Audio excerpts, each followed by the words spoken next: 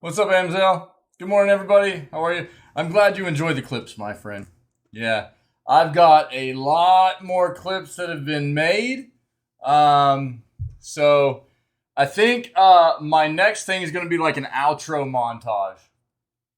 So the next thing I'm going to get created is like a an outro montage for us. So whenever I end the stream, I'll do my goodbye, and then we'll have a whole nother set of clips that'll be different from the first montage to start the stream with. It'll allow everybody to have a nice view of like some of the funny stuff.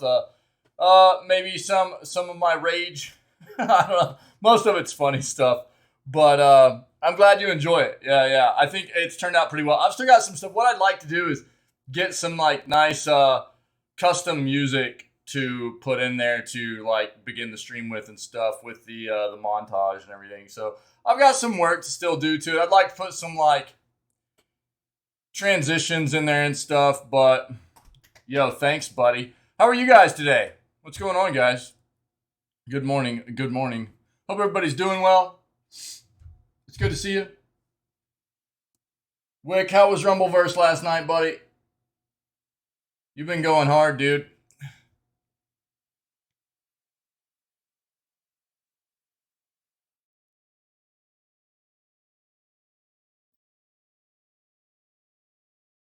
So what we day 33 of Witcher? I think that's where we're at. Yeah, we're being pushing main.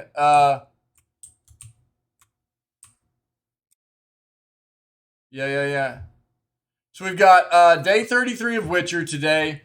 We've got just a few little quests to kind of finish up this morning, side quest things, and then we're going to be pushing our main quest again today. So the majority of today will be main questing. Cool. That's going to be the play. Passed out at 7 last night. Yeah, I wasn't that far behind you. Yeah, for sure. Feels good, man. Love that sleep. Oh man, Master OA. What is that about, dude? Oh, dude, you're wild. Let's do what we do, man. Let's get into this video gaming news. What do you guys say? Let's find out what's going on in the world that we love. Let's do this.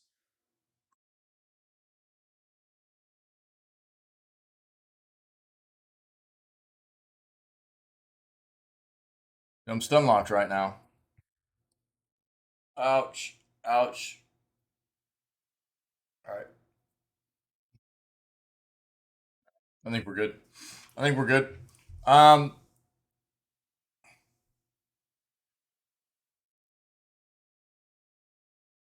cool. Let's get this.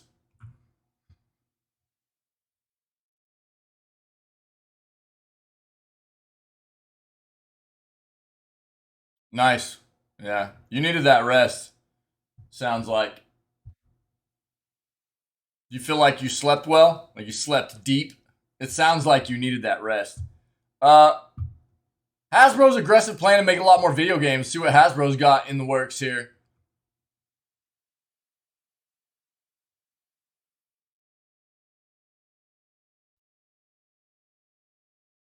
So apparently you cannot play video games on the rear screen of the Model S and Model X yet. That seems like an oversight. I don't know why. Still tired? Yeah. Maybe you slept too much? I don't know. Feel like I'm always tired when I wake up. Not that I'm not like stoked about doing what we do here, but just feel like I wake up and I'm like, I could use another hour or two, you know? Like snooze. You know? I'm not gonna dive into this. They're gonna get it though. I guarantee you that once they have everything sorted out with getting all the like Steam integration into the Tesla vehicles, it'll be throughout. They'll make it to where you can play on either the front or back monitor, or you can play on one and mirror that screen on the other, and they'll get that all sorted out. I know it. New Lord of the Rings game announced. Evil Dead the game. Mia from the Evil Dead remake is coming. So you look there.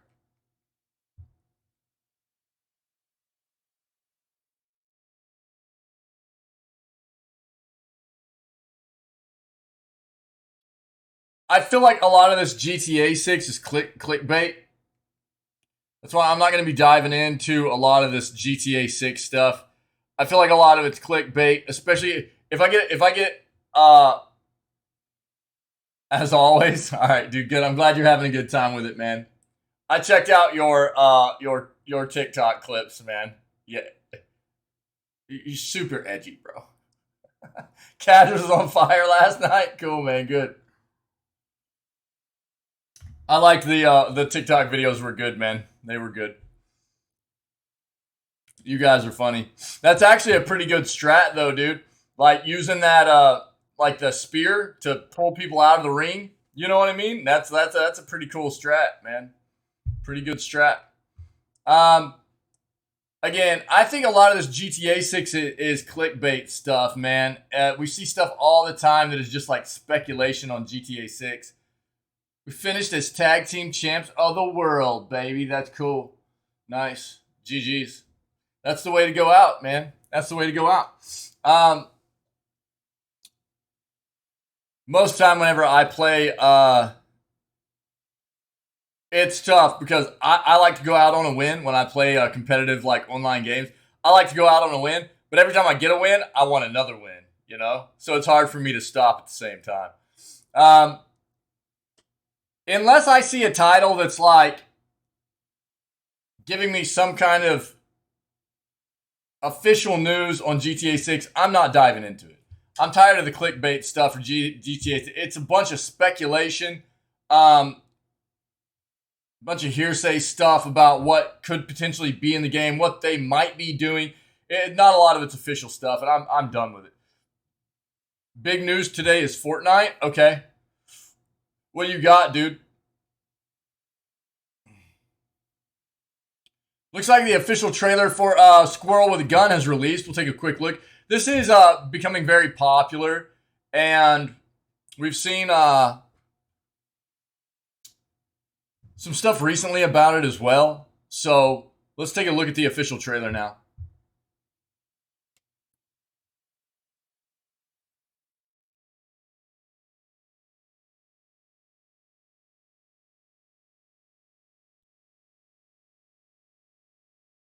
Disney and Marvel Game Showcase announced. I think Disney's new little racing game's coming out at the beginning of September, isn't it? Their Mario Kart-esque type game, whatever it's called.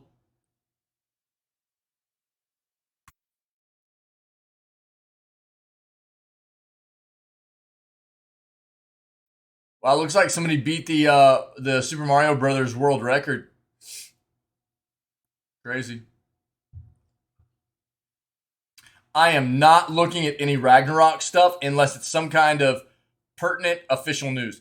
Anything that has to do with like potential spoilers, I'm not diving into it. I'm going to play this game and I do not want spoilers. Is this...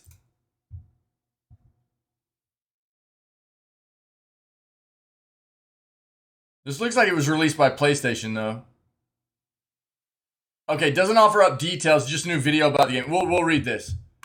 Or we'll read that and watch that, probably. Because that is from PlayStation and doesn't look like it's going to have too many spoilers in it. We'll take a look.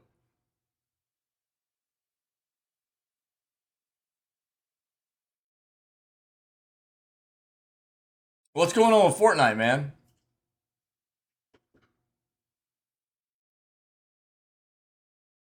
Oh, dude, it's the yeah, we were probably gonna end up coming across this, but thanks, dude.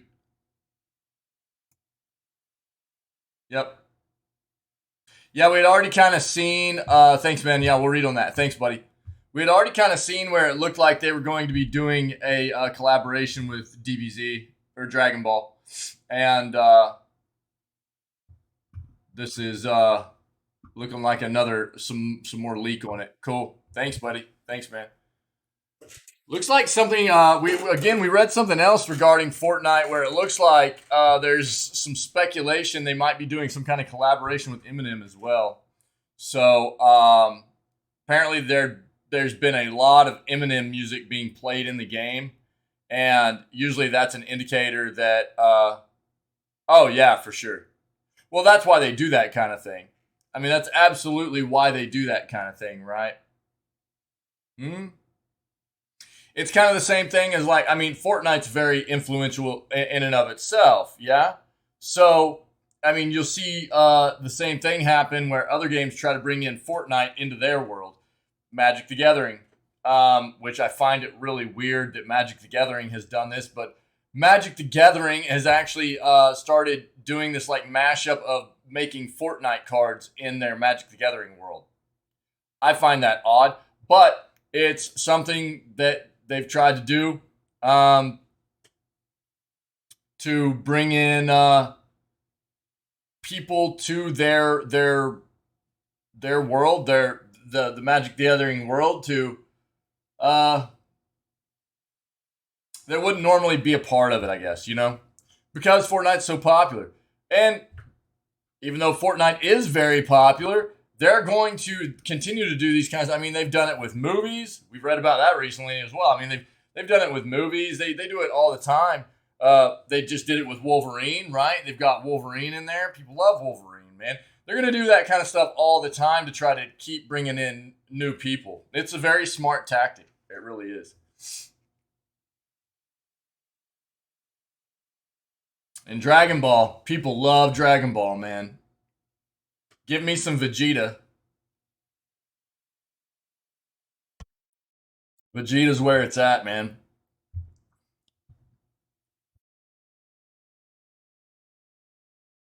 Thanks for the article, man.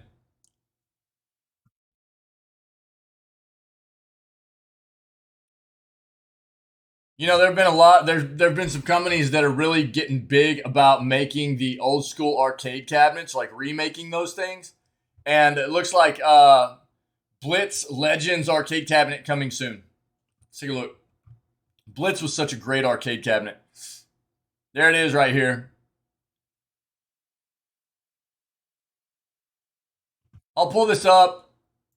See if it gives us any other details apart from what you had already given me there, Wick.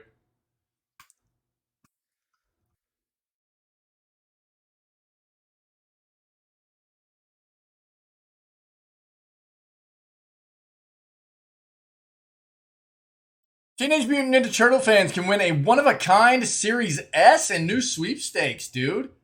What? Cool. Oh, dude, I hope it looks like a turtle. I hope it looks like a Ninja Turtle. Yo, I should show you guys a picture.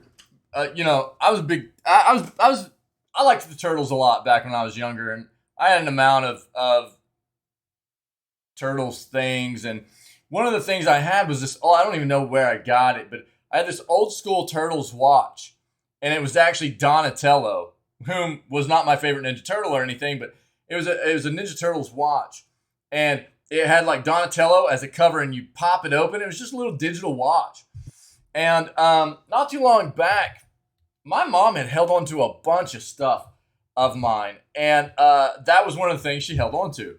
My daughter is a huge Donatello fan. Well, she saw that and was like, I want that. I was like, okay, cool. Well, she recently brought it to me. She's like, hey, can you get this working again? So I like opened it up and replaced the battery in the watch and everything, and it started working. So my daughter's like running around wearing this old school Donatello watch, man, from back when I was a kid. You like pop open Donatello and it's just got like this digital watch and stuff.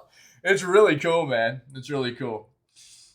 It's very, I guess, vintage now. But she loves it, dude. She loves it. I'll have to show you guys a picture of it.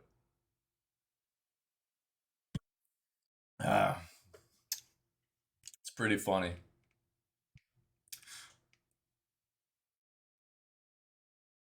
Okay, dude. The top of this list is obviously going to be Bloodborne, right? I mean, this is always up there.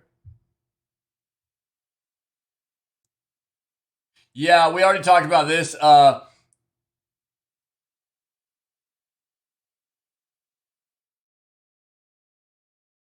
Looks like this has become official at this point.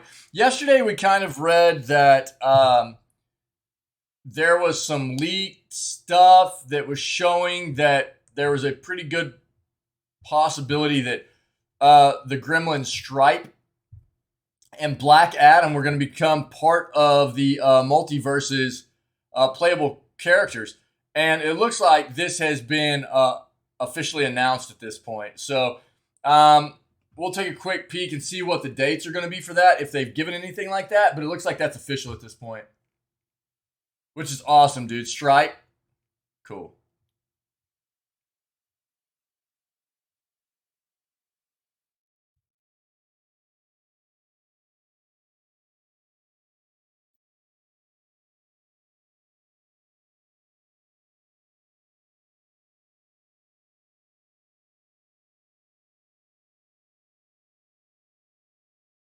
Looks like the patch notes for Season 1 of Multiverses is out. I'm not going to read through all those. I would just say if you're playing Multiverses, or if you're interested in playing Multiverses, understand that a lot of that's going to be balancing, I would say. We've got some new characters that are on the way, but not until like later this month. Talking about Rick and Morty. Most of the patching that's happening right now is going to be balancing stuff. There's been some kind of OP stuff going on with a few characters like Taz and Bugs Bunny, stuff like that. And a lot of this is just going to be really leveling the playing field, as it were, for a lot of these characters, because the game is very new right now.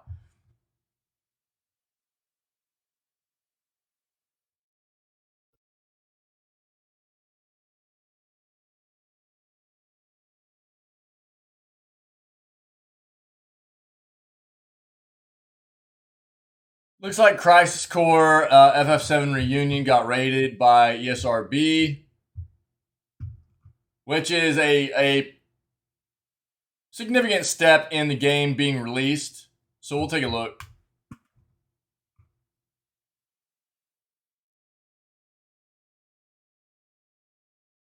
Pokemon pledges 25 million to help kids. That's cool. Steam Deck buyers get even more good news from Valve.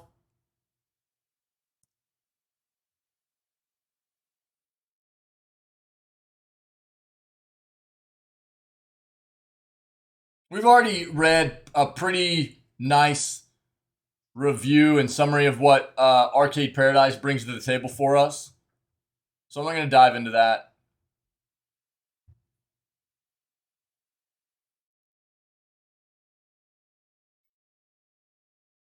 Marvel's Spider-Man Remastered on PC is overpriced. Most games are, in one way or another, overpriced nowadays. Most.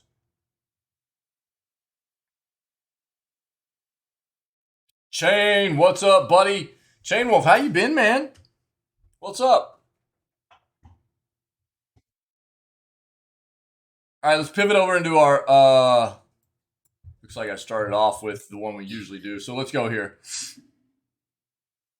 You know what? Let's rock with what we got. That's quite a few articles. Let's stick with that this morning.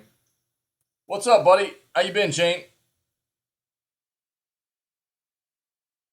Pokemon pledges 25 million to help kids. The Pokemon Company International, which is responsible for the Pokemon brand outside of Asia, has announced its commitment to a minimum of 25 million over the next 5 years to various organizations, specifically dedicated to supporting social equity and improving the lives of kids. This will be donated as money primarily, but the company will also donate Pokemon trading card game and Pokemon Center products to various organizations. Emotional damage. Psych, my dude. Doing good. Busy month, finally getting back to normal. Oh, that's good, man. That's good. Sorry you've been so busy. Good busy or bad busy, man? I hope good busy. Oh, no, dude. Don't do it, dude. Don't do it. Psych, what's up, man? Oh, man.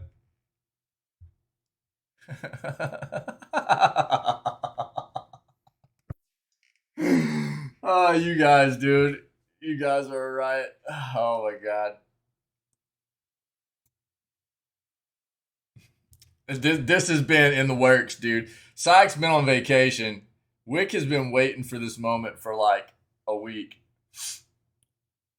Yeah, that's a dude. I'm glad you're back to normal. Moved to oh, dude, went to Vegas dealing with work. Oh, okay, okay. Oh, stop, Wick. Knock it off, dude. Knock it off, man. Oh, dude. So here we go. So Sykes gonna have to have Syke.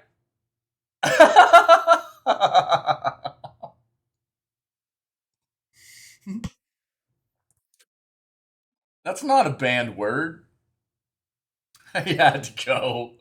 That's what he's been waiting. Like, Wick and Syke have been missing each other for like a week. It's like every time Syke would come to the channel, Wick would have like just left.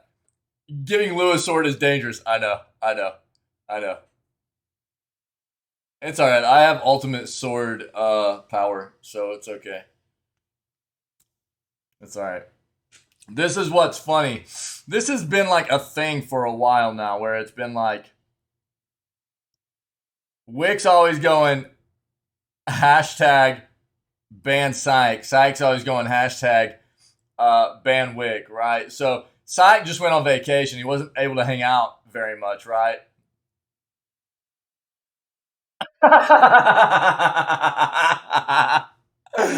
You guys, dude. So Wick was like, you gotta give me that green sword. That way, whenever Syke gets back, I can kind of rub it in and everything. So it's just, this has been in the works for a while, man. What all this means is that now Syke's gonna have to have mod too. He's here all the time. He's been here long enough, and he's here all the time. He might as well.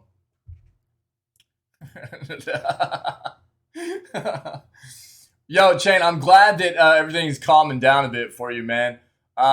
Dude, moving, even if it's just like shoulder issue. Syke gonna ban himself.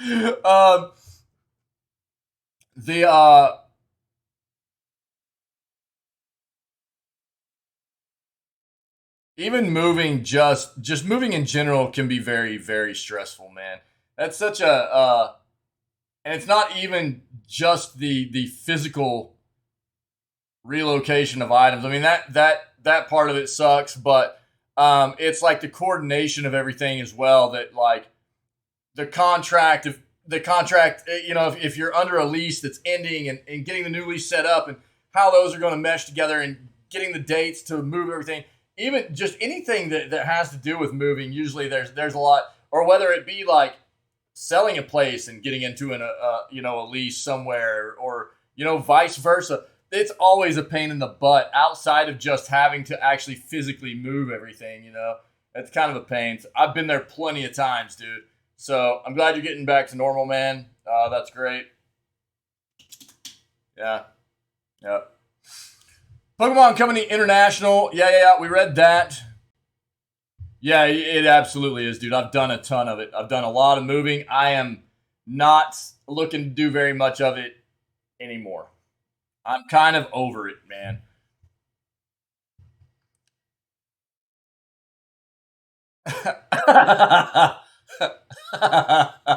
Psych. Nice. The Pokemon Company International.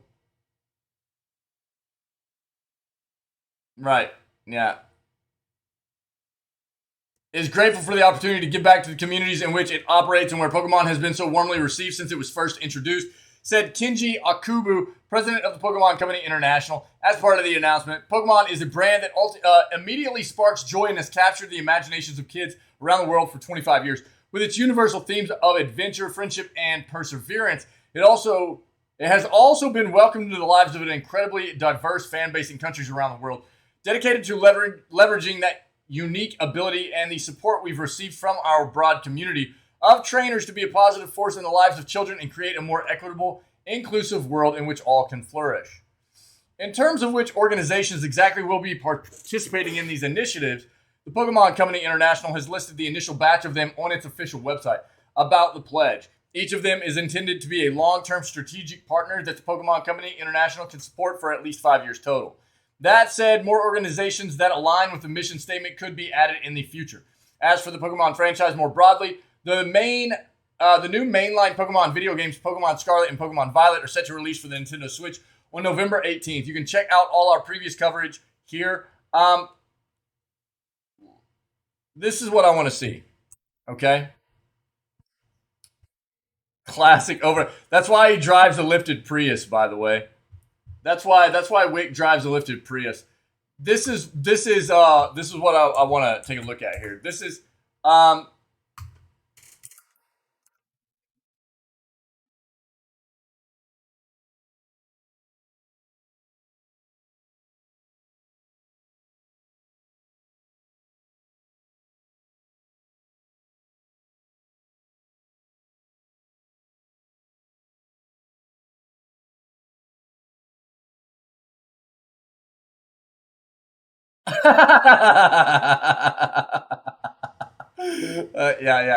yeah.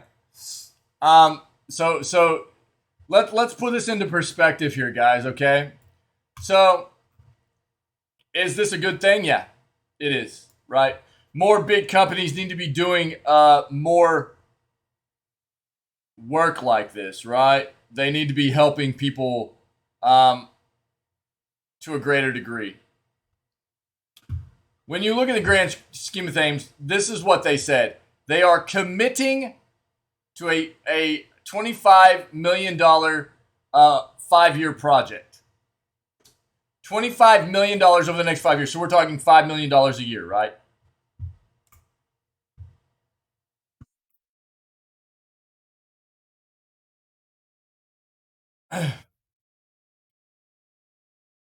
Pokemon Company reported sales of $1.6 billion with a gross revenue of $700 million and a net profit of $325 million this past year.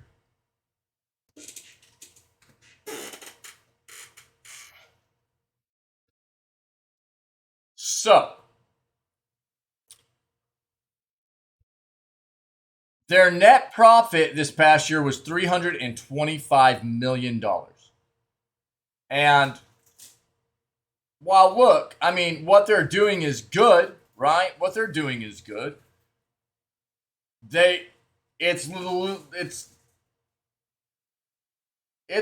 a good amount. It's a good amount of help, right? But they're not talking about 25 million this year. They're talking about 25 million spread over 5 years, right?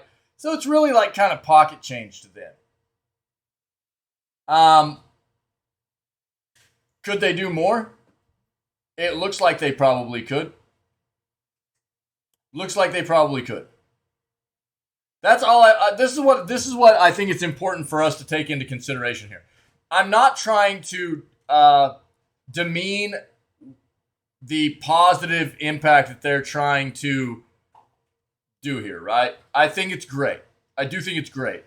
But I think when you look at the grand scheme of things of how profitable this company is, and then when you see something come out like this, when it's like, feels like they could be doing more, right? Just the way it seems when you compare numbers. I don't know. Steam Deck buyers get even more good news from Valve. Valve has shared even more good news with those who have previously pre-ordered a Steam Deck and are waiting to now fully purchase the handheld PC platform. Within the past month, Valve revealed that it would be speeding up production and shipping of the Steam Deck, which meant that buyers would be able to obtain the hardware sooner than previously thought. Yeah, they basically came out. Yeah, I mean, that's why I was trying to get across. Like, I'm not saying that what they're doing doesn't mean anything, right? That's why I said that. I'm not saying, I'm not trying to demean that, right? Absolutely. Mm-hmm. But I just, there needs to be more companies doing more. And whenever you take a look at the amount of money that some of these companies make, and then when they try to put out, I think that's the important thing to discern here. It's like, are they really, really trying to do a substantial amount of good by putting money back in, by putting effort back into the community and the world? Or is this just a minimal amount of effort to push their brand up and make them look better? You know what I'm saying? That's all I'm trying to discern here. That's all I'm trying to get us to take a critical look at. It's the same thing when it comes to these businesses and corporations when we talk about, them trying to seem like they're inclusive, right? Things like that, especially whenever you get like, Pride Month comes along and all these companies go, oh, we support,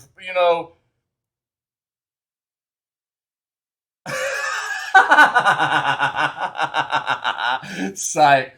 But I mean, it's really true, and it's like, you don't hear these companies say anything else about it, and we'll just use that as an example. I mean, there are plenty of other examples to use, but when you talk about, pride and being inclusive and supporting like, LGBTQ plus community and stuff like that, you don't see a lot of these businesses, supporting that kind of organization or any other organization that gets discriminated against, and like across the year quite often until it becomes that specific month that it's like the time to do it, as it were. Yeah. And then it's like, this is good for us. This makes us look better.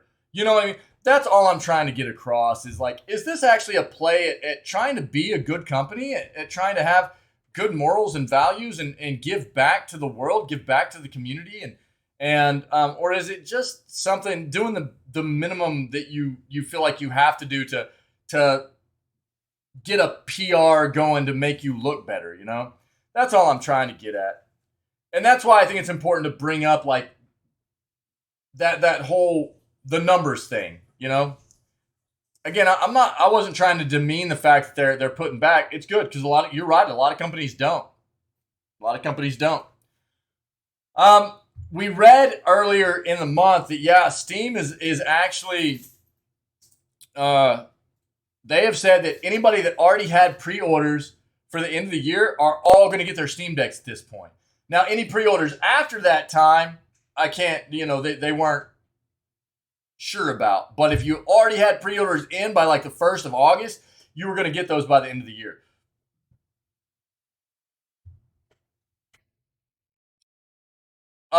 Within the past month, Valve revealed that it would be speeding up production and shipping of the Steam Deck, which meant that buyers would be able to obtain the hardware sooner than previously thought. Now, those orders seem to have been sped up once again as Valve has now announced that shipping has increased at an even higher rate than once thought. Shared on social media today, Valve let Steam Deck customers know that even more invites to purchase the platform than normal will be going out on a weekly basis. Just a quick note, this quote, starting with this morning's batch of Steam Deck order invites, we've increased the number of emails we're sending out again, Valve said in its announcement post. We're excited to get more of these into your hands. Cool. In a general sense, this is fantastic to see for a multitude of reasons. Not only will those with lingering Steam Deck pre-orders now be able to get the platform sooner than expected, but this also shows that the production of a number of video game platforms could be speeding up. Since the pandemic hit, platforms across the board has been tough. I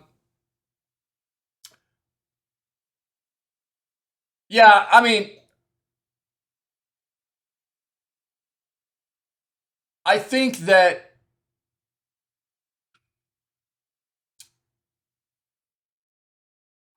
that's why I was very upfront before you even put anything in chat, Psych. That's why I was very upfront about I wasn't trying to demean the fact that they were doing good. That's why I said that before you even put anything in chat about that. It was good. It's good what they're doing. I said that initially, right? It's just, it seems minimal, dude. And they haven't given $25 million to kids in need yet. That is $25 million that they have committed. They've said that they are committing to giving $25 million to kids in need across 5 upcoming years. That's what I'm getting at, right? So it does kind of seem more like, it's not like they were like, yo, 25 mil. Boom, we're pushing this out. We've got all these organizations that we've vetted. They seem legit. We're committed to, helping these individuals. That's not the situation, right? So let's be very clear. They said we're committing to giving 25. They've done nothing yet. They follow through with it, cool. It's a good thing. Whether it's a PR stunt or not, it's 25 million. And it's a good thing. And that's why I said up front that it was.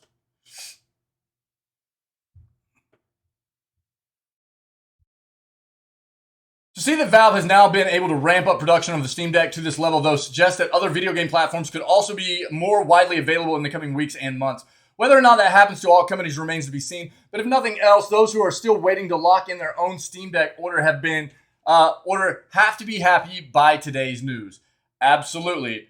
I mean, this is across all hardware, right? Whether it be PC, whether it be components or consoles or what have you. Chips are becoming more readily available. They're being manufactured at a better rate. Hardware is being manufactured. Supply is meeting demand. It's good, man. It's good.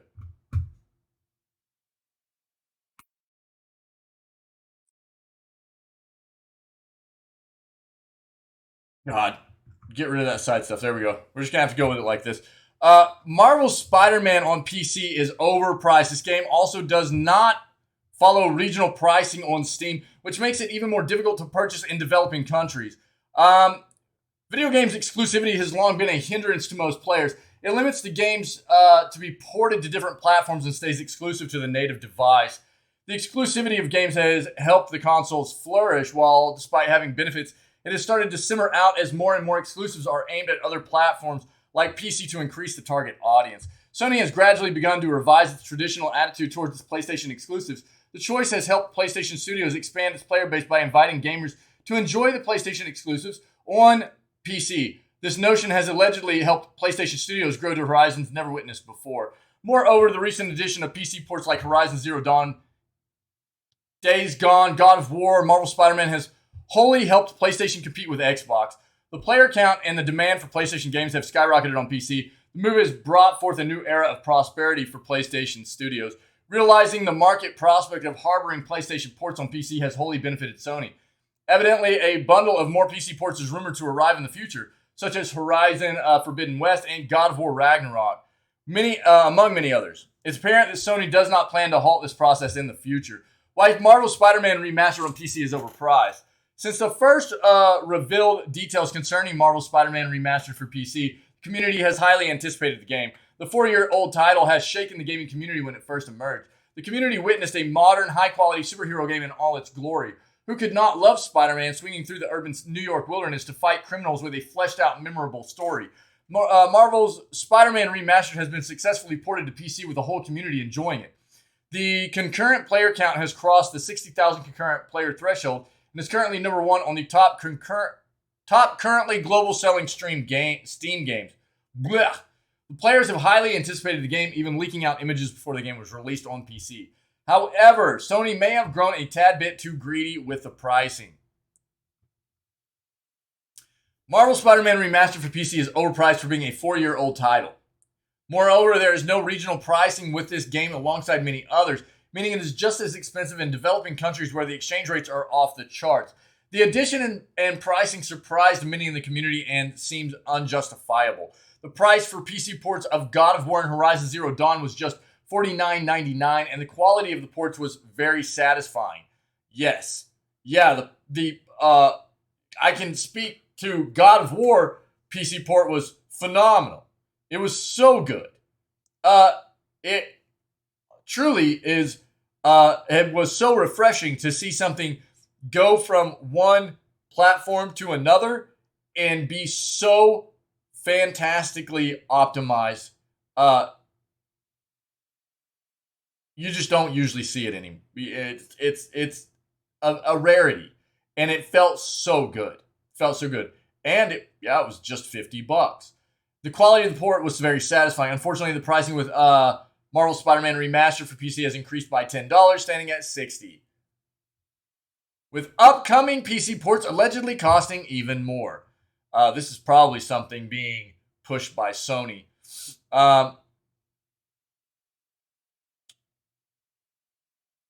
Usually prices can be justified by the game in question being a premium AAA title. Marvel Spider-Man Remastered for PC is a 4-year-old title now. Game has dominated all the charts, but the pricing for the PC port should be like the aforementioned PC ports. One could try to justify the increased price with the fact that Marvel Spider-Man Remastered on PC comes with full expansions. However, that kind of argument holds no water because Horizon Zero Dawn also included expansions despite being priced $10 less. Marvel Spider-Man Remastered for PC comes with many new features such as an ultra-wide support, ray tracing, among many others. The added features add a tint of the modern touch to the PC port. However, even these additions do not justify the significant increase in the pricing. Paying $60 for a 4-year-old port does not seem justifiable. I agree. I absolutely agree. I didn't know that that's what the game was selling for. I'm not that surprised either, though, to be honest. That's like the gaming world we live in right now, yeah?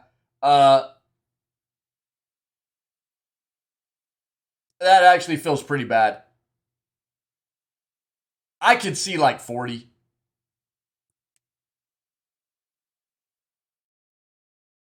Something like that. 60 feels pretty terrible, though. The increased audience and high demand have recently made Sony flexible with its prices, which could become troublesome if the cost continues to add up in future titles.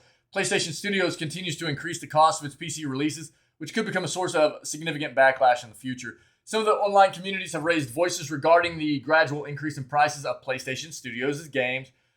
In actuality, most players are not concerned with a $5 to $10 increase at a time. However, ignoring the issue of the continual rise in cost may come to bite back all of the gaming community. That's where it's at right there.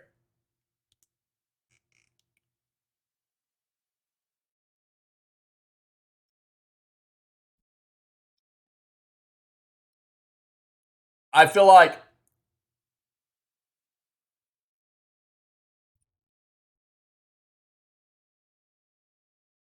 it's very well stated because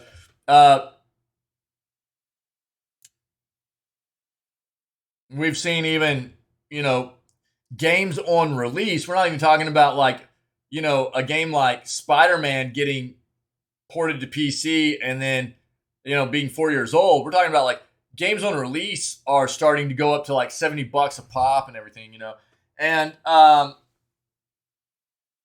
then we're talking about $70 a pop, and then a month later, more DLC and things like that. It's all these mechanics that these developers, especially these big AAA developers that are really pumping in, these mechanics are pumping in, whether it be loot boxes or the DLC content that was already ready.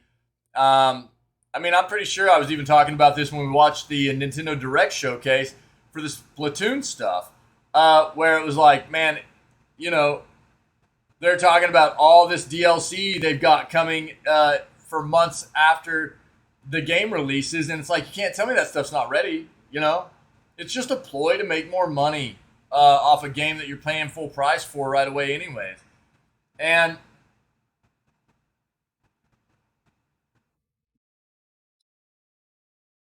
again, I think it depends. If a game doesn't cost full price right away, I'm more accepting of maybe some good content DLCs costing some money after it comes out, or even expansions. Making an expansion or whatever. That I think that's one of the big things too. Is a lot of times developers anymore, they're not really differentiating between what is actual DLC and what's more like expansion content anymore. Everything's just DLC, everything. And DLC, it goes all the way from really minimal things like cosmetic stuff all the way up through a huge content stuff that would have traditionally been considered expansion stuff, which is really wild. Sony appears to be free of significant criticism as of now for the increased prices. The reason is that most players do not keep up with the ins and outs of the gaming industry and usually purchase games without much investigation. Hence, the $10 increase in prices will not affect Sony as much. Marvel Spider-Man Remastered on PC is an excellent endeavor. swinging through the high-quality ray tracing drenched skyscrapers, stealthily taking down enemies, and experiencing the fantastic story on PC has never felt this alluring. The game indeed feels like a modern AAA title with no signs of being 4 years old in terms of quality. However, ports like God of War on PC also offer an equally compelling immersion. Sony must have noticed the massively high demand surrounding Marvel Spider-Man Remastered and bumped up the price, knowing most of the community would purchase it nevertheless. Sony's premonition has come true. The title has sold exceptionally. The pricing does not appear to be convincing, but the game is worthy of heaps of praises. However, the increasing cost should be a point of criticism before it becomes a recurring issue in the future. Yeah. I've got to say, I would, and I'm not looking to buy Spider-Man, but even if I was, I would have been more apt to spend an increased amount of money on something like God of War, because it's a newer game as a PC port, than Spider-Man, because it's an older game. Even if it is just being ported over to, a new platform for the first time. That just seems really weird.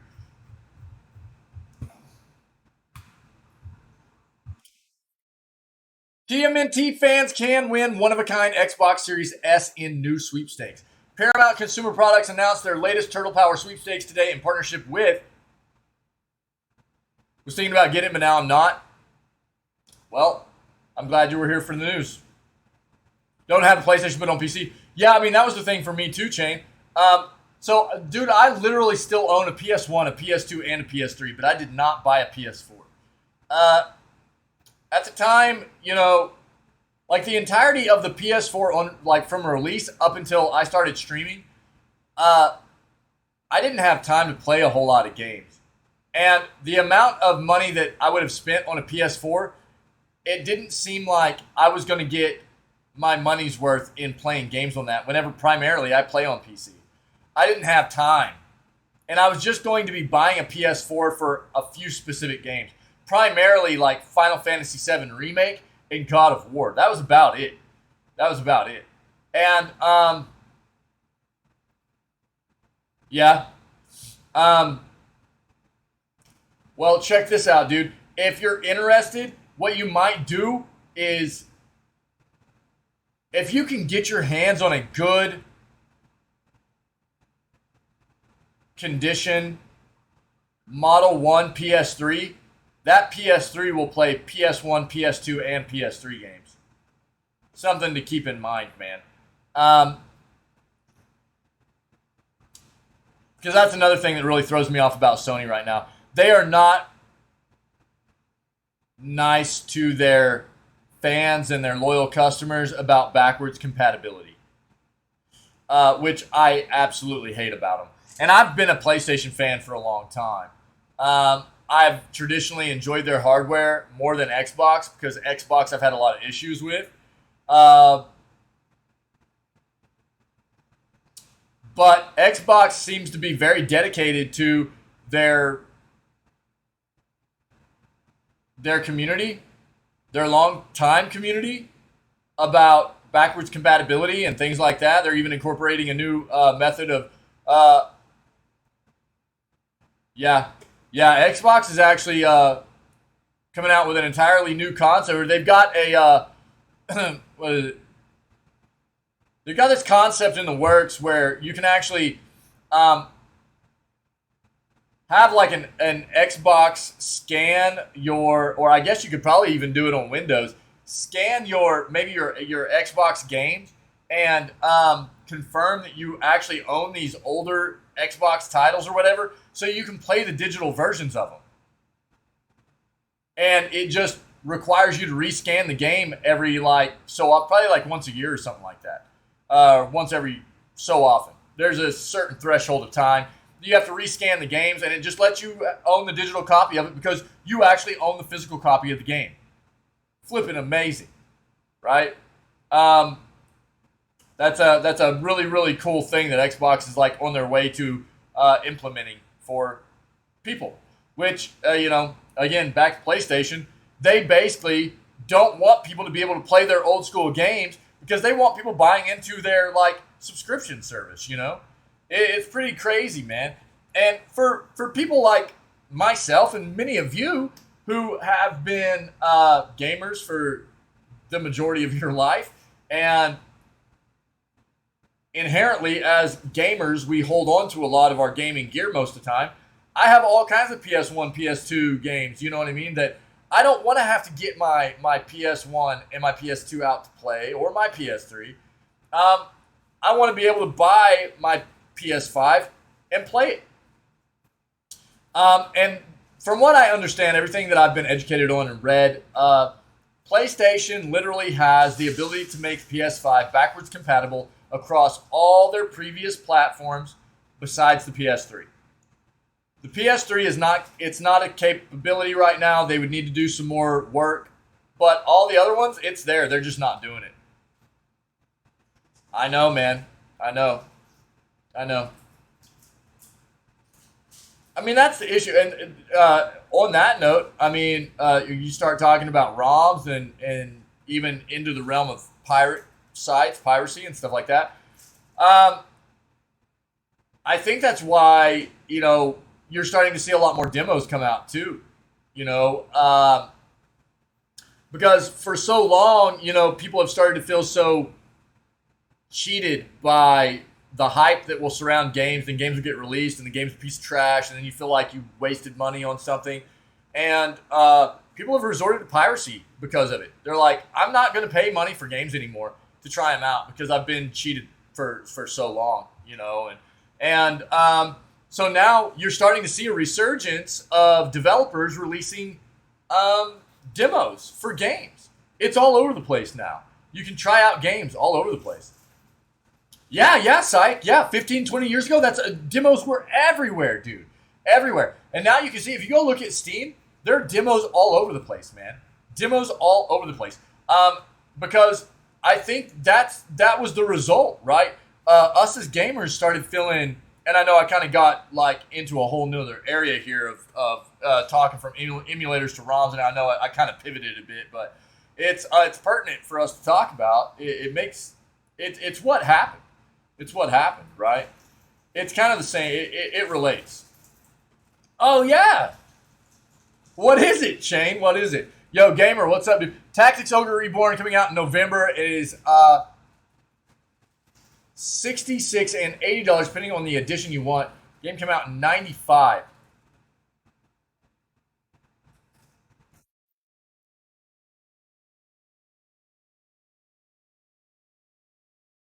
Now, did they remaster this or anything? I know we kind of read about this before, right?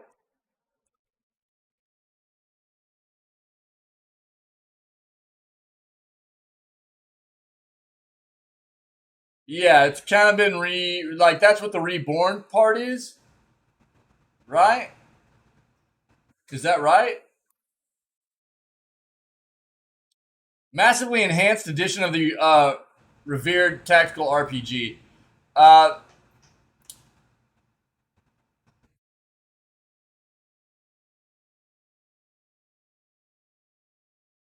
Yo, we just talked about Legend of Dragoon Chain, dude. They're actually there's a bunch of speculation right now. Shout out to actually Gamer Extreme found a news article talking about how there's speculation right now that Legend of Dragoon might be coming to PS Plus here pretty quick. I played the demo over. Yeah, dude, I remember doing that kind of stuff. Yeah. Absolutely. Yeah, absolutely, Psych. Yeah. Yeah, dude. Yeah, no doubt. Yeah, and I mean, again, I think that's where a lot of devs were like, yo, we've got to start putting demos back out so people can see that we're actually releasing something worth playing, right? Makes sense. But you see it all over the place, which is wild because, again, yeah, I mean, it was like 15, 20 years ago, man, they were all over the place, and then all of a sudden demos just left, dude. For the most part, you just didn't see demos anymore. Have it on an emulator, but still on the physical game? Yeah. Yep. So, again, that's one of my big issues with PlayStation is that they have not been very kind to a lot of us longtime fans and supporters of that company and in the platforms and the older platform games that we still own and everything, they're like, we don't really care if you're able to play the games on our newer consoles. It's more about wanting us to buy into either buying a digital copy of the game that they have available on their platform, or buying into their subscription service so we can play the game when they make it available, stuff like that. Yeah.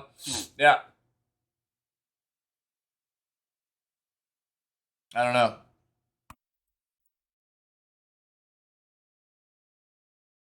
Yeah, I agree. Well, and PS2 is where they took off. PS1 was amazing. PS2 is the highest selling console of all time, if you didn't know that.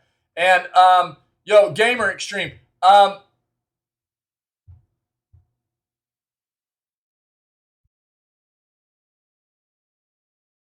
Let's take a look at this. I'll pull this up. We'll take a look at this. It's gonna be a long news segment today, guys, but it's a good one. So it is what it is. I'll try to get through, summarize some of this stuff as quick as I can, but this is good talk, man. This is the kind of stuff that I want, and I appreciate it. So I don't know. It's I think these are really, really.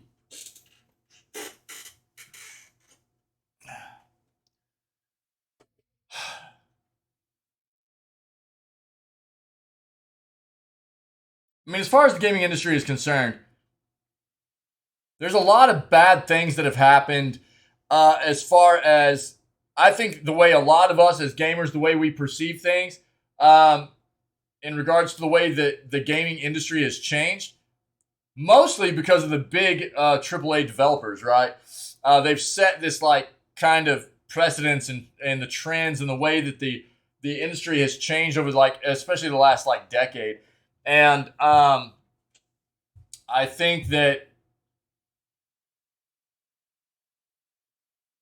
the gaming community is starting to finally realize what a mess it's become because of those devs, and the kinds of things that, and again, I mean, it's just like this demo stuff coming back into being very prominent kind of implementation within the gaming community. I think it's awesome. I think it's great. I don't think it ever should have gone away. I don't know why it did, to be honest, but I'm glad it's back.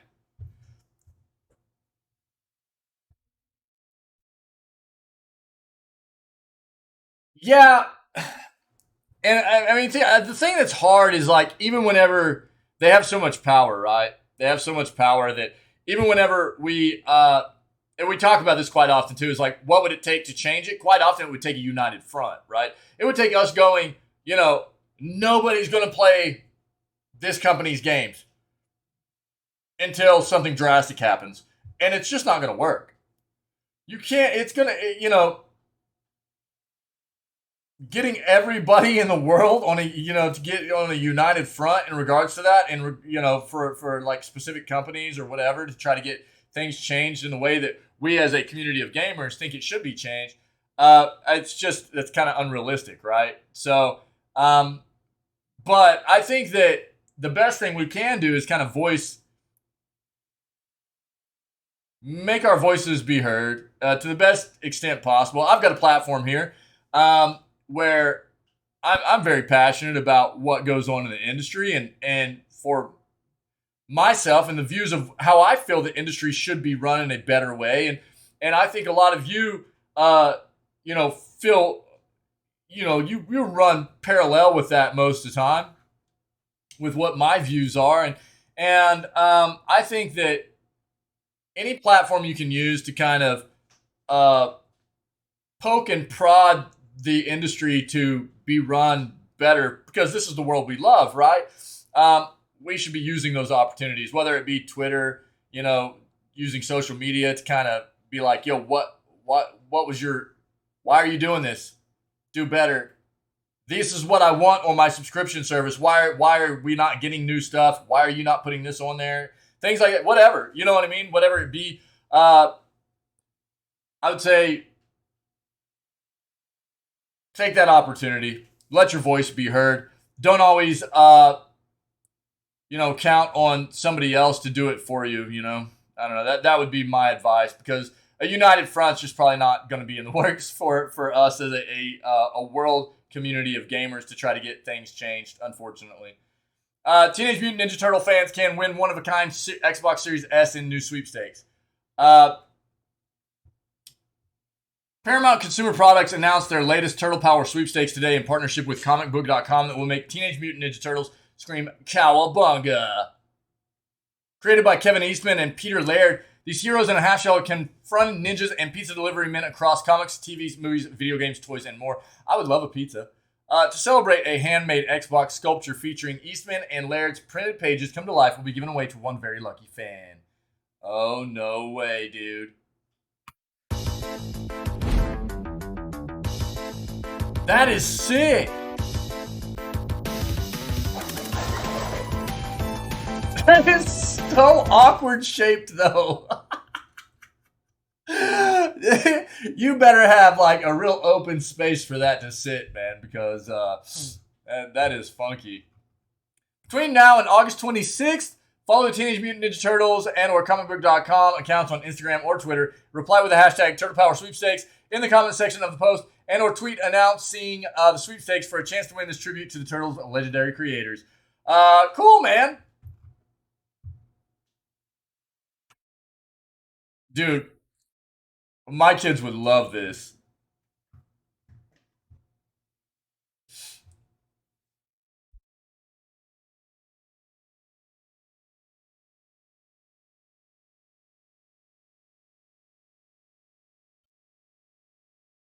That's actually really neat. Cool. I'm going to leave that up. I'm probably going to enter that. Try to get me a Ninja Turtles Xbox, dude. Multiverses added Stripe from Gremlins as part of Season 1 content. 11 from Stranger Things rumored.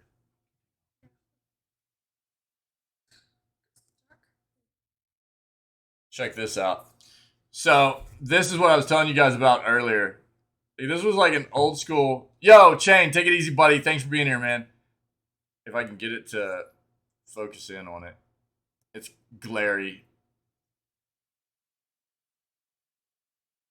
There we go. So that's the old watch I had as a kid. I'll pop it open. And it like pops open, and it's got like the digital watch. It's got a couple buttons in there for like the date. And there's like a timer in there and stuff like that. Dude, this is like old school. Look at Donnie.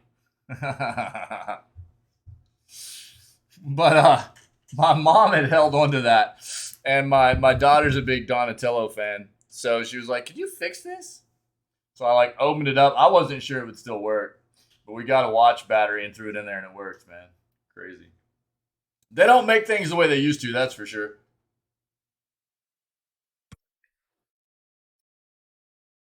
All right, Multiverse is adding Stripe from Gremlins as part of Season 1 content, and 11 from Stranger Things rumored. Chain, have a great day, buddy. It's good to see you, man. Warner Brothers Games has officially announced that Black Adam and Stripe will join the Multiverse's roster in the coming months as part of Season 1. Horror fans haven't had much to celebrate with Player First Games and WB Games' Multiverse, but that appears to be changing if the recent advertisements are to be believed. Alongside Black Adam, Stripe from Gremlins has also appeared in a recent ad for the crossover fighting game. Per IGN, the Shady MVS Twitter account posted the ad in question featuring the two fighters. Neither character has been officially confirmed as of yet for Multiverses. On top of that, another Twitter user called MCS Leaks, whose account has now disappeared, had posted a leaked character roster which also featured Stripe and Black Adam alongside 11 from Stranger Things, Beetlejuice, and Godzilla. What?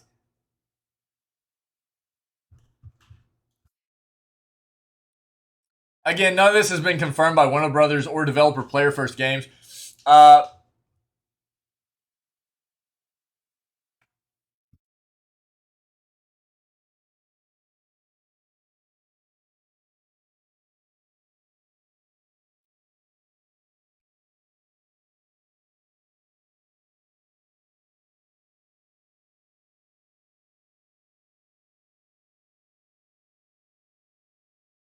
After the arrival of Stranger Things Volume 4 and the hype it has generated, it seems like a great move on behalf of Multiverses to bring this character to the game. MVS Leaks has also provided more names for other characters that could be introduced into the game at a later date. This is kind of speculation though, right? Joker, Raven, Static Shock, Black Adam, Poison Ivy, Robin, Marvin, Gandalf, Gizmo, it's Stripe, 11, Scooby-Doo, Craig from Craig of the Creek, and Daenerys Targaryen. The Hound, Beetlejuice, Godzilla, Wicked Witch, Emmett, Daphne. So there's just some of the stuff we can see. We're for sure getting Stripe right now, though. That's for sure happening. So that's confirmed. Crisis Core Final Fantasy VII Reunion rated by ESRB. News pops up online indicating that Square Enix's upcoming action RPG Crisis Core Final Fantasy VII Reunion has been rated by the ESRB. This is a big step in the game being released, yeah. Being released later this year on all major platforms. Fans of the popular Final Fantasy VII video game. Let's see. Yo, it's random mode time, guys. Let's go.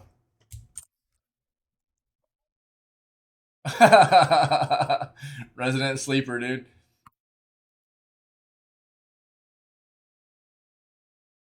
Nice sight. Nice.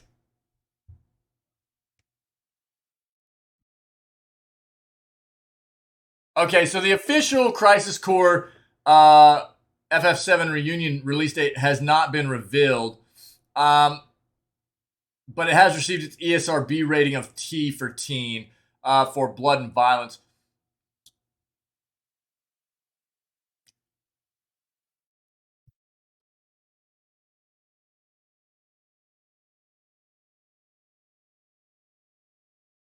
Yeah, with the last quarter of 2022 just a month away, seems likely that Square Enix will be revealing more details about Crisis Core FF7 Reunion soon. Hopefully this includes the game's official release date and more information about the changes the development team will be making in the action RPG. Yep. Okay. But that's a big step in the game kind of getting released there and everything. NFL Blitz comes back without the late hit. What? No, dude, that's what made Blitz so good. Late hits were awesome. NFL Blitz here, let me the faster, more aggressive and concussive version of NFL Rules football that took arcades by storm in the late 90s will return this year and in throwback arcade cabinet form, but Cabinet Maker Arcade 1-Up's surprise revival of Blitz will also reflect the modern NFL sensitivities. What?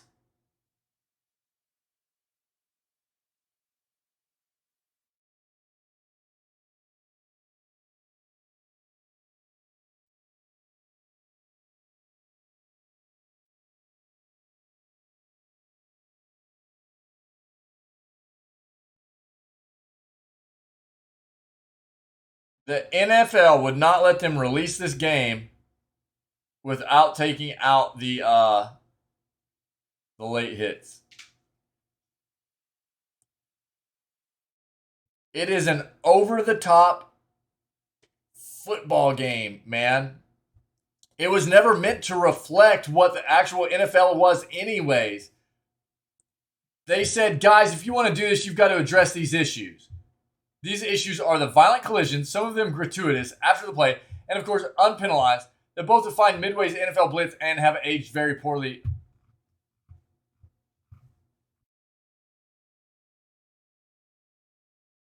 I'm just absolutely turned off now.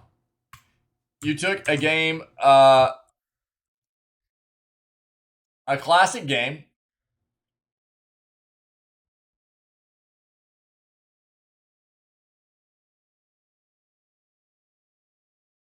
and in my opinion, just kind of ruined what was great about it.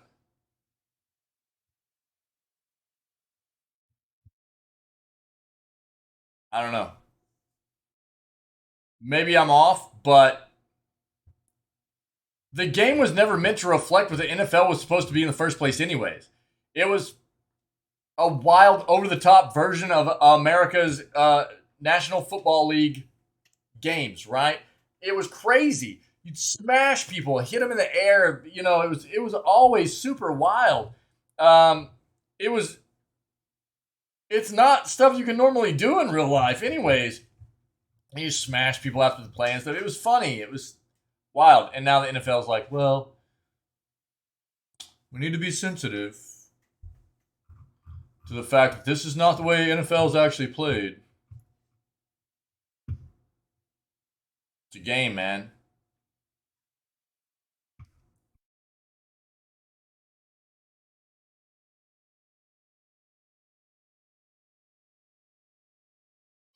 I don't know. There it is in chat if you want to read it. I'm a bit turned off there now. They are making a lot of arcade cabinets though now, like retro style, and it's really cool. I'm glad about that. Hasbro plans to make a lot more video games. Company behind Transformers, Magic the Gathering, and Dungeons and Dragons keeps opening its own video game studios after years of relying primarily on outside teams. What they're saying, Hasbro's move began a few years ago as an international shift to move more of our product development and publishing efforts in-house. The company's general manager of digital gaming, Tim Fields, tells Axios. Fields himself is a product of the new effort. He joined in February after stints at EA, Capcom, and most recently Kabam, which specialized in mobile games tied to Marvel, Disney, and Hasbro's Transformers. Yeah, exactly. Psych, yeah. It's like, it just immediately just like, okay. I don't know. That's exactly why I was like, I just can't read into it. I knew exactly what it was, yeah. It feels bad, dude, to me. It just feels bad. The initiative involves making some games tied to Hasbro and WTC franchises and some that are wholly original. Hasbro WTC now has 6 video game studios, many working on unannounced projects. That's the thing. I mean, I think it's so weird. There are obviously like an amount of subjects in the world that people need. I mean, we've talked about this, especially you and I, Sai. There are an amount of subjects that people need to be sensitive of and about, right? Regarding, not discriminating against people and being inclusive and just being good people, right? But then there's also just, there are a large amount of people in the world nowadays that tend to be oversensitive about things, right? They just take any little thing that they can that isn't even aimed at them or anything specifically meant to be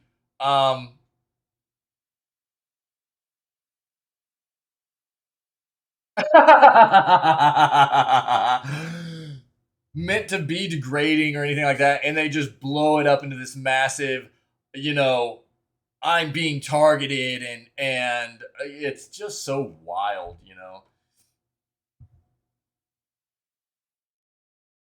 So Skeleton Key, we read about this. This is their newest one. Skeleton Key is their new studio. Wizards of the Coast. This is where I didn't know that Hasbro and Wizards of the Coast was like the same thing.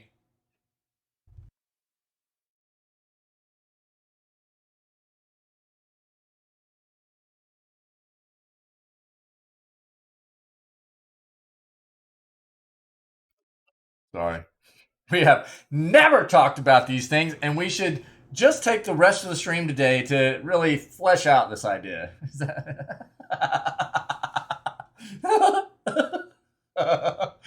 Oh, dude. Yeah, so Hasbro and Wizards of the Coast, right? Yeah, just rage out. Yeah. Skeleton Key, Atomic Arcade, Unnamed Studio, Archetype Entertainment, Took. Is that Tuku or Took Games? Size.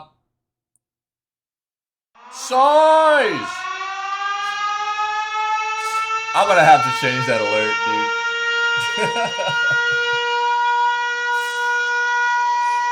You know why I thought that alert was a good idea in the first place? I was like, dude, if I'm like focused mode in on a game and I'm not like watching OBS or chat or anything, I need something that's like, yo, you're getting rated, you know? And that was why I went with that sound originally. Size, what's up, buddy? Yo, thanks for the raid, man. How are you? How was your day today, buddy? And MTG Arena. Between the lines, 6 studios is a lot, but can't come close to handling all the entertainment companies' famous brands, so it will remain in the licensing business too.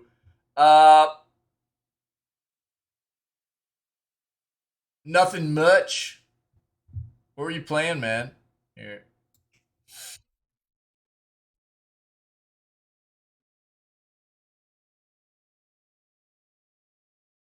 Retro.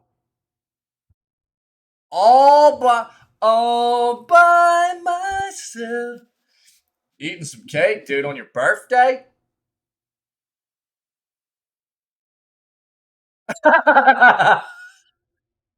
Wait.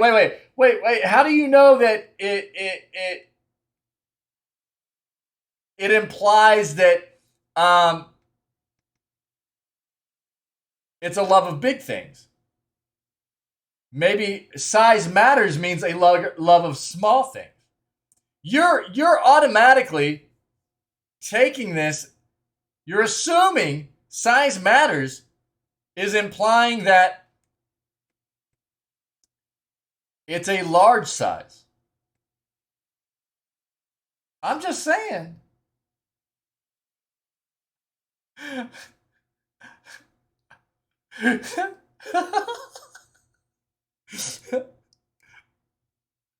Well, size isn't even American, I don't think. Size, confirm, please.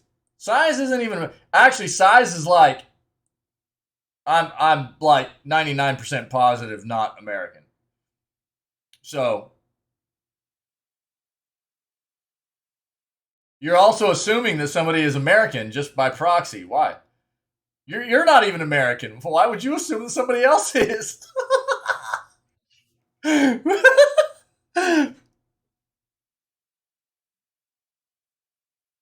there you go. You were right. It's about being big. I was just bringing up a point.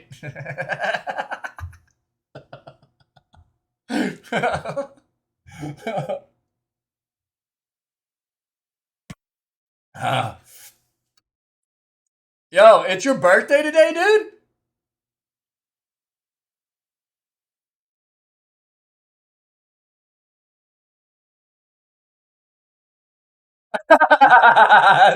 Like,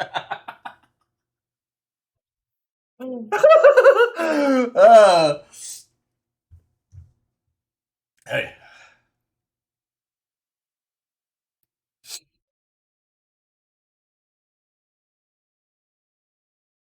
All I've ever heard was people go, I wish you were a little bit smaller.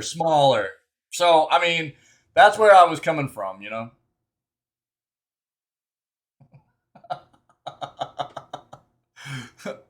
I mean, no.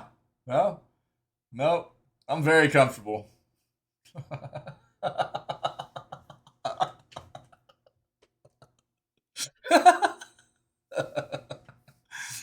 Yeah, it's your birthday. Yo, happy birthday, dude.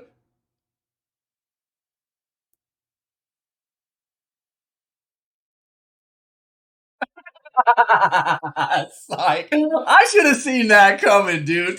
I should have seen that coming, bro. Wow. Set myself up for that one, dude. Set myself up. Yo, happy birthday, Size.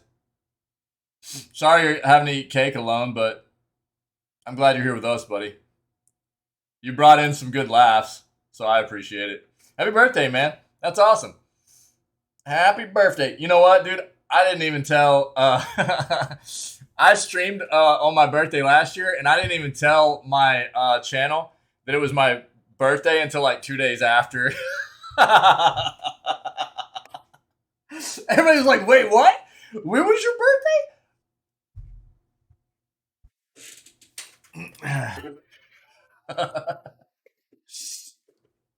I need more coffee. All right, let's keep going. The bottom line, even great game makers don't succeed every time, Field says. But Hasbro Wizards of the Coast is committed. You hire great people, you give them the tools, and you give them the resources that they need. And when they succeed, you celebrate and grow it. Try and get as many people in the world to enjoy it as you can. If sometimes things aren't as great as you hope they would be, then you dust off their shoulders, you get them back up, and you get them to build another game. Yeah, I mean, here's the thing. Yeah, I don't see anything wrong with that. Yeah, absolutely.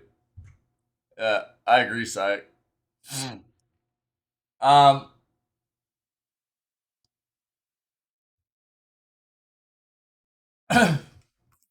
Let's be honest here, right? The games that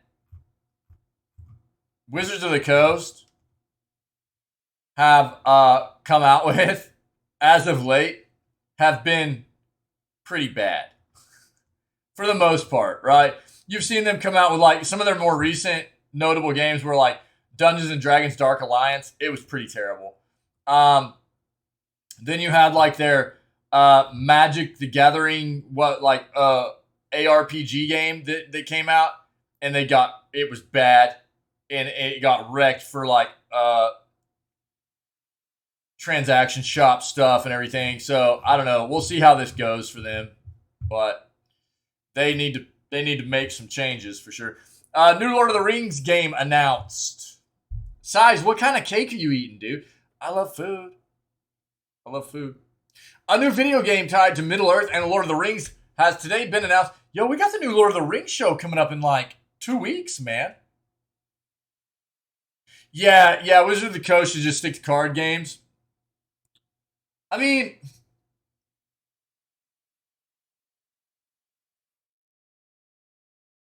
that can be said for a lot of companies right now, right? Burned cheesecake? Dude, cheesecake's like my favorite, dude. I love cheesecake, bro. I love it. That's my jam. My wife, like literally every single birthday. Yeah, psych. Agreed. I'm pretty psyched.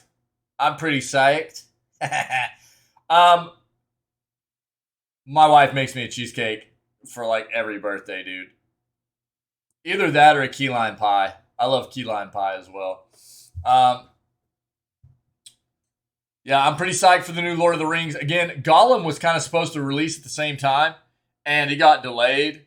So what they're shooting for at this point with Gollum is to try to release towards the end of when the series will be ending. Because the Lord of the Rings, right, if I remember correctly, the series is going to be releasing a new episode every single week.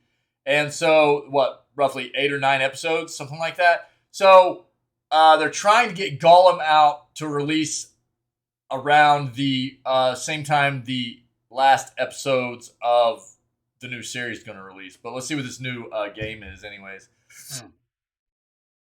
A new video game tied to Middle-earth and the Lord of the Rings has today been announced to be in development. Although details on the project are still incredibly sparse, the game itself is being published by Pirate Division, which is the label behind projects like The Outer Worlds and Hades. Oh, really, dude? I didn't remember that that's who did Hades and The Outer Worlds, man. Okay. That's a pretty good track record there. And as for the game's developer, it happens to be coming from a studio that has direct ties to the Lord of the Rings film franchise.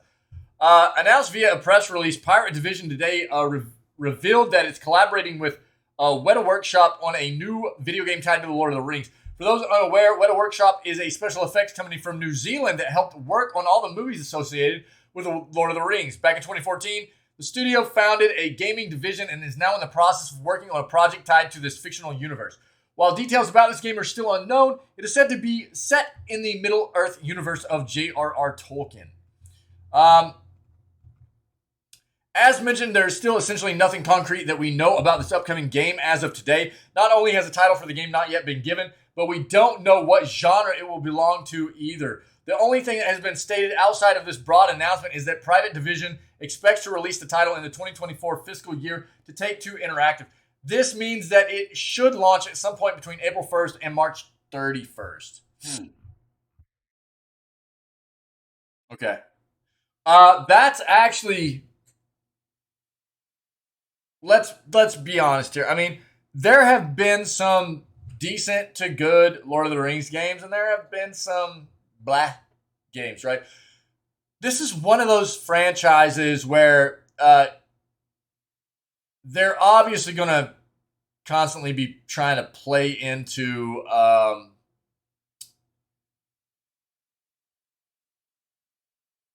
lot of different spin-offs and a lot of different titles of it, whether it be movies or series or games, what have you. And we've seen it in the gaming world. There's been a lot starting to feel kind of polluted with Lord of the Rings stuff a bit. But I will say that I feel a bit hopeful about having somebody like Pirate Division head up a game like this. Yeah. They've done very well with these two titles. And to have them take on a Lord of the Rings game, I think they could probably do a pretty decent job at it. So here's to hoping anyways. Well, I'm sure we'll see more. We'll see more. Evil Dead the game, Mia from Evil Dead remake coming soon. Saber Interactive has been teasing Evil Dead the game DLC news since last week. And this afternoon they take into Twitter to announce a big time update that's coming soon. Seem based on the image tweeted out by Saber today, Mia from Alvarez's Evil Dead remake will soon be added as a playable character.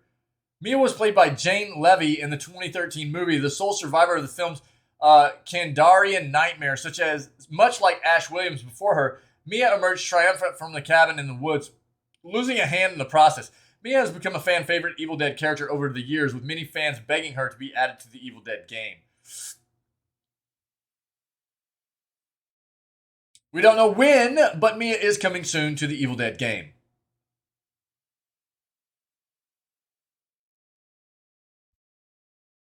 Alright, so that's news for you. If you've been playing the Evil Dead game, which looks cool, Mia will be coming at some time, probably in the not too distant future. Alright, here we go. If you have not seen this game looks wild. The official trailer for video game about squirrels with a gun has been released and it looks incredible. Squirrel with a gun, while it isn't the game that we expected to get in 2022, it's what we wanted and needed. The game sees you step into the shoes of a gun-toting, nut-eating squirrel on a mission. Indie developer Daniel D'Entremont has given us the proper look at the gameplay, and let's just say it delivers on its promises. You play as the wily, furry rodent who can torment or protect the neighborhood while dodging bad guys called agents. The high-octane thriller shooter game is described by developers as a sandbox game that focuses on exploration and shooting combat. Defend yourself from random encounters with agents using various weapons. The game description reads, deflect their melee attacks with exceptional timing to disarm them. Plus, you can mug or help your neighbors when armed with your trusty handgun. You can also use your gun recoil to help you cross larger gaps, as well as the standard squirrel powers of neatly climbing and jumping. They're useful skills when you have a pack of secret agents on your tail. We've seen this trailer already. This one we probably need to watch. The game doesn't have a release date yet, but it has been wishlisted on Steam and people are frothing for it. All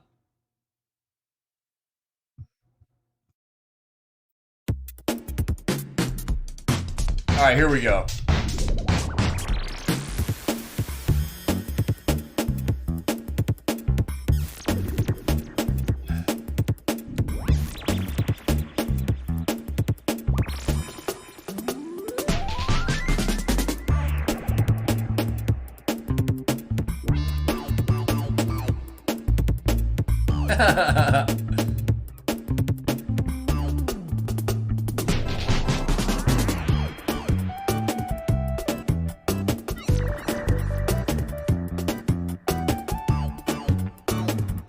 The dude just tripped.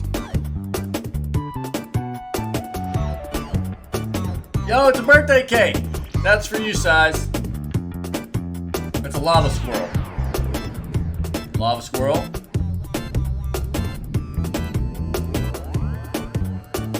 Not a lava squirrel. Oh, look at his little cat ears.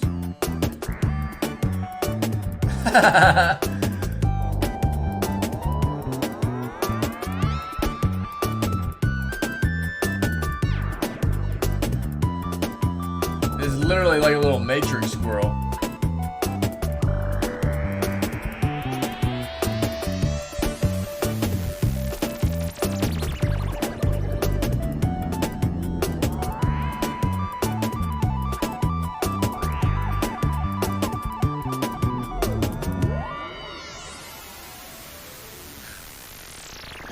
This game looks wild, dude. This is like every year. Dude, yeah, that would be a nice mashup. Every year we get these like little gems, you know, that nobody's really anticipating. You know, whether it be something like Valheim or Loop Hero, Squirrel with a Gun, which it hasn't released yet, but like Stray. You know, Stray. People were hyped about Stray, but I don't think anybody anticipated Stray being as good as it ended up being for a lot of people, you know. And again, I mean, it's like this is the stuff that renews my faith in the gaming industry quite often. You see these titles that nobody really expects, and it's just these really kind of wild concepts and unique kind of environments and worlds that are built and a lot of fun, and usually indie developers whom we love. And we're talking about games that, like, what's Stray, like $25-$30 brand new, you know. Valheim is 20. Is Valheim 20? No, well, it's not on sale, something like that. Loop Heroes roughly 10. You know, these are the games that you play and you get an absolute, and Valheim, dude, Valheim, you can get an incredible amount of time out of a game like that, you know, and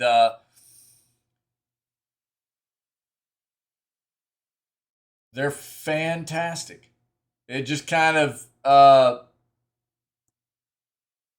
keeps that faith going that there's something still magical going on within the gaming industry, you know. And this looks pretty cool. We've seen a lot of stuff about Squirrel with a Gun here recently. Disney and Marvel Game Showcase is announced. Disney and Marvel have announced a new showcase that will take place next month, focused entirely on upcoming video games that are in the works. The event, which is set to transpire in tandem with D23 Expo, will take place on Friday, September 9th at 3 o'clock our time. So towards the end of our usual stream time. So we'll watch it. While most of the games that have been confirmed to appear on the show have already been announced, some surprises seem like they will also be in store.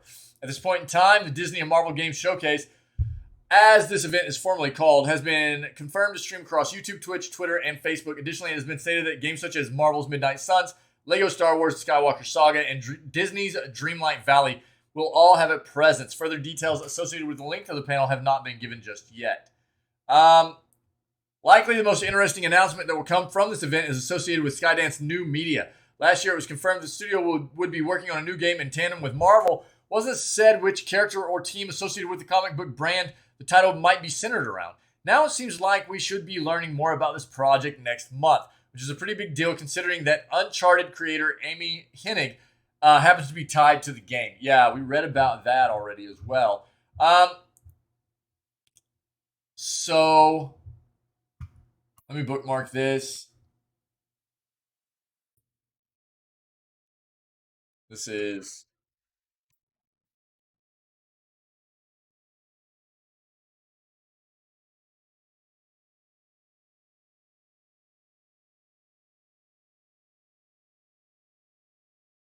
So we have future games showcase is happening like literally the day I'm leaving for vacation, and it's happening for like 3 or 4 days there, I think, something like that. Obviously I'm going to be gone. Stream's going to be down for that time, but we'll watch it. We'll recap it whenever I get back. Then we've got the Disney and Marvel stuff, which we were just read about on September 9th. And then we've got Capcom on September 15th and 16th. So we're just going to keep track. We will recap this one, and then we'll watch all of these live probably, okay? New God of War Ragnarok video revealed by PlayStation. New video associated with Ragnarok has been released by PlayStation today, which I think was probably yesterday. Yeah. In recent months, new information associated with the next game in the God of War series has remained fairly silent. Outside of getting the long-awaited release date for the title last month, PlayStation has opted to continue to show off very little of what Ragnarok will have in store. And while a new video tied to the game has now been unveiled, it still doesn't offer up many new details about the forthcoming release. This new video tied to God of War Ragnarok that was today released is entitled Myths of Midgard and looks to merely recap the events of 2018's God of War. The video features Felicia Day as she goes through an interactive storybook that retells the narrative from the last entry in the series in great detail. Essentially, this video is just meant to be a way for fans who may have forgotten about what happened in the last game to get caught up to speed before Ragnarok. It's also worth stressing that the video has a ton of spoilers related to God of War in it, so if you haven't played the previous game, you may want to avoid watching this. Okay, so we're not going to watch this. We've played God of War in the channel. That playthrough is up on YouTube if you want to take a watch. We still have some stuff I would like to finish up in that game, actually. So we might go back towards the end of this year and finish up basically, it's just killing some of the Valkyries. We played it on Give Me God of War difficulty. It was extremely brutal. It was a lot of fun. I mauled it out a lot. I raged out a lot. It was a lot of fun. It was difficult. It was difficult. But we still have Valkyrie fights to get done if we want to go back and play it. I don't know that we will, but if we want to, we can. It was a great game. I will link this if anybody wants to take a look, okay? But it's cool. That's a really nice thing that they did there. So for maybe anybody that hasn't played the previous God of War, or it's just been a while for anybody that's played it, this is a great thing for them to do. There you go. I don't want to spoil anything for anybody. I'm not going to watch it in the news section. I don't want to spoil stuff for people that might want to go play the original God of War or the previous God of War before they play Ragnarok. I don't want to spoil things for people. So we'll just stay off. We've played it in the channel. Most community members have seen it. So I'll just stay away from it. But that video's out there if you want to take a look at it.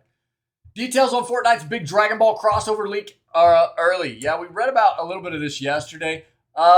Leak video shows a Super Saiyan level crossover with Goku, Vegeta, and Kamehamehas for everyone. Fortnite's latest crossover will bring the Dragon Ball franchise to the Battle Royale sensation on August 16th. That's today. But a purportedly leaked video of Epic Games' latest crossover spoils plenty about the upcoming event.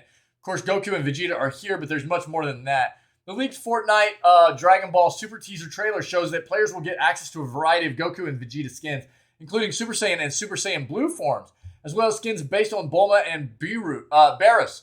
Players will also be able to drop onto the island with Dragon Ball inspired gliders, including a flying Nimbus. No, that's sick. A Saiyan pod, nice, and even Shinron himself, sick. Naturally, Dragon Ball's iconic fusion dance is coming as an emote. Oh, dude, insane. Check it out.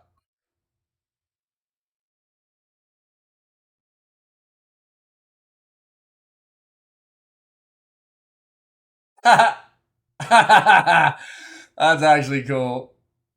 Dude, what is the quality on this? What is this?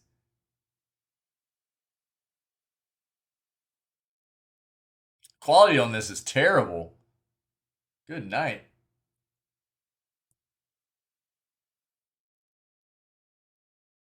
The Nimbus Cloud is dope. That's so good. Shinron's awesome too. Give me that Vegeta skin, dude. I want Vegeta. Yeah. Vegeta. Cool, man. That's nice. I don't play Fortnite, but if I did. Trailer reveals even more, including that all characters will have access to Dragon Ball's Kamehameha energy attack. What's not clear is the context in which players will be able to use it. Also appears that Fortnite players may be able to watch episodes or clips of Dragon Ball anime in-game. Yo, Size. Happy birthday, buddy. Thanks for the raid, man. Thanks for always being here.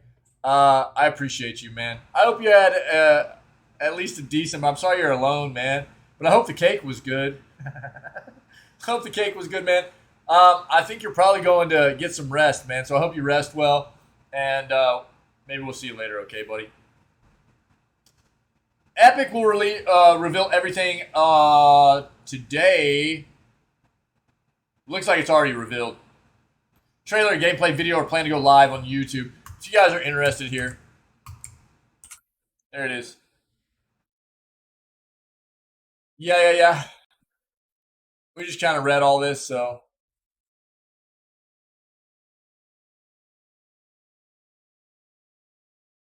Yeah. That's nothing new.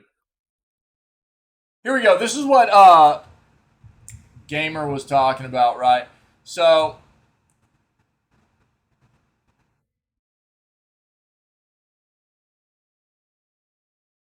Gamer Extreme was talking. We were having a conversation earlier about the price of games and everything.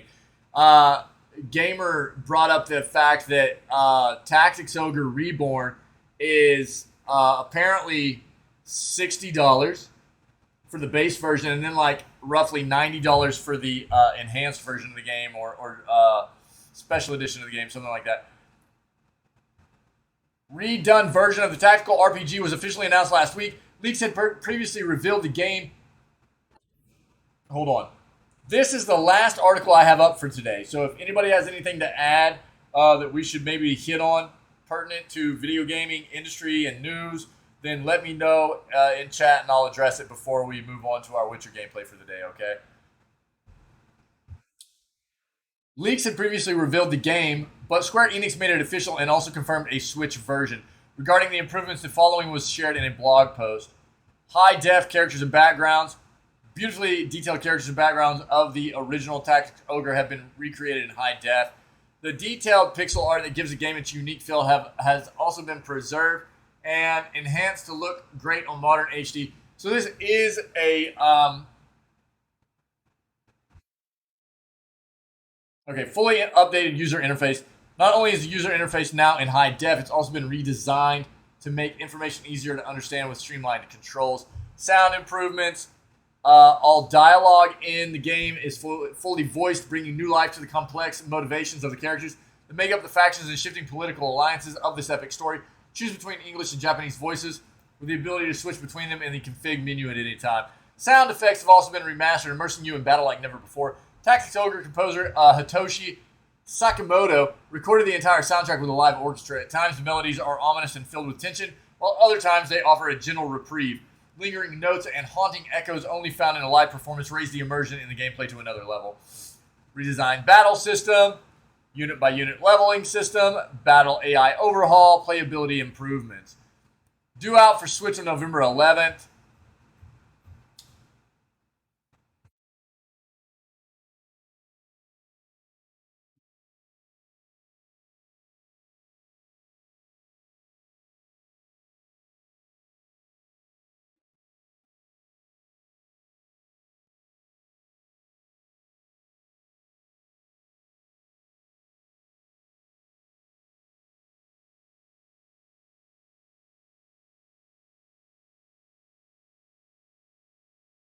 Both physical and digital versions are roughly $50 US.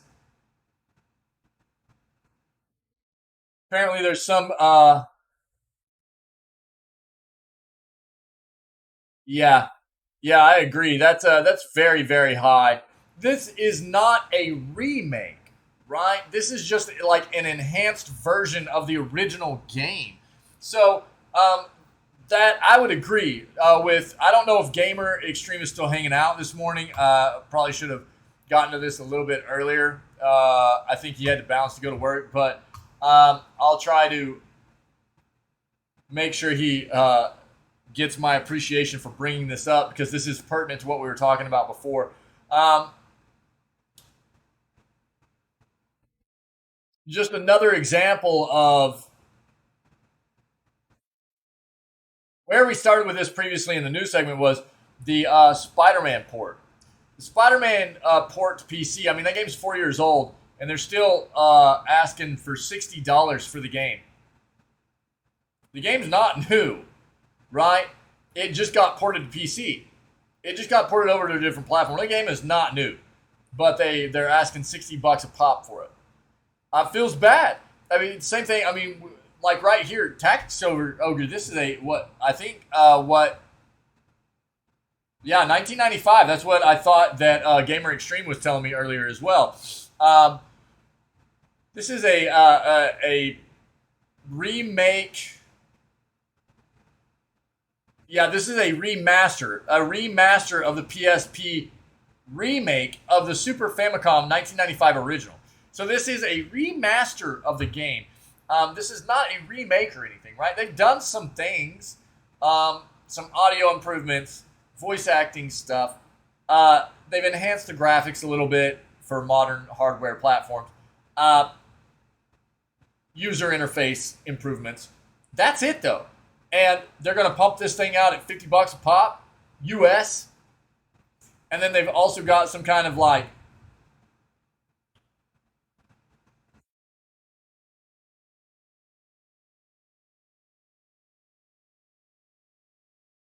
looks like people aren't even liking the you're going to see a lot of this though, right?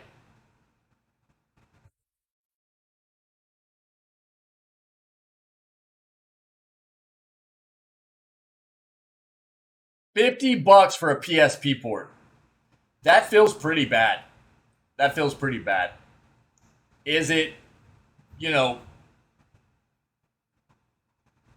enhanced a little bit? Yeah, but $50 a pop? Dude.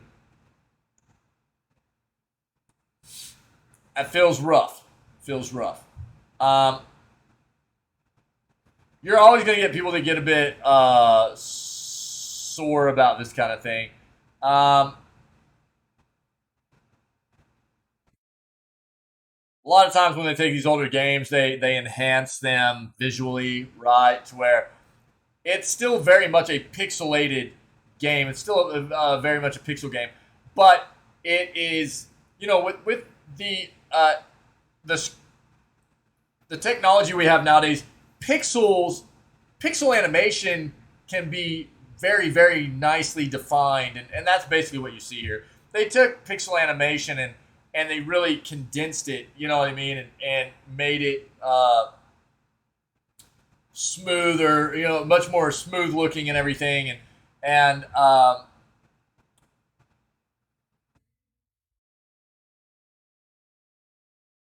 there are going to be a lot of people that just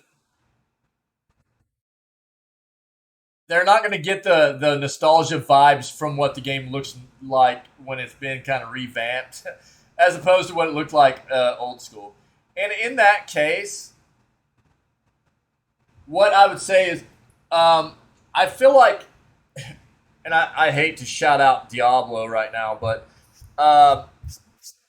or anything Blizzard, but Diablo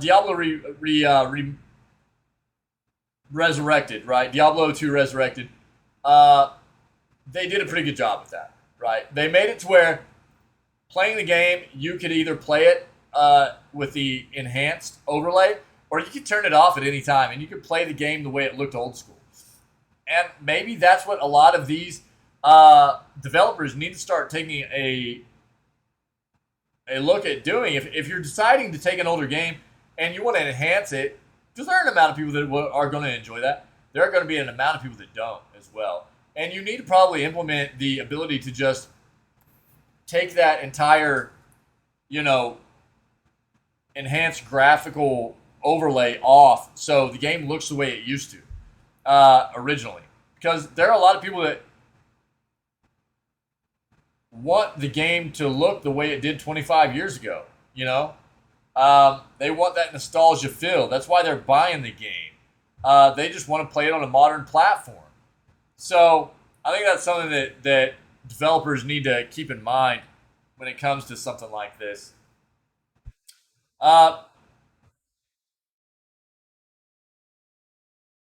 Yep. It's not always about things looking better and more smooth. Some people just want the game to play on a new port. Or a newer hardware. They want the game to look and feel the way it used to. They just want to be able to play it on a newer piece of hardware. That's it. They don't need a lot of changes. So I think that's something to take into consideration for sure. That's what I got, guys. That's what I got.